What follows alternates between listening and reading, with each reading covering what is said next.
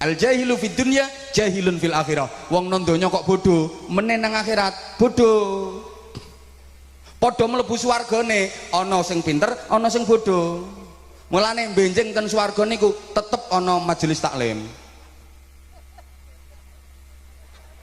Ra ngandel ya wis diomong. Iki aku kulaanku luwarang lho ilmu ngene iki. No swarga tetep ana majelis taklim. Ngaji, ngulangi wong sing goblok-goblok iku.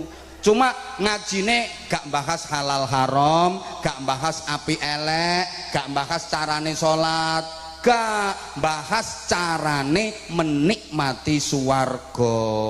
Sing pinter-pinter wis ngerti carane, suguhi panganan emplok, suguhi panganan emplok. Sing goblok-goblok ya disuguhi tapi ra ngerti carane. Dadi mek dicontong ngene. Goblok soalnya. Ya dikai widodari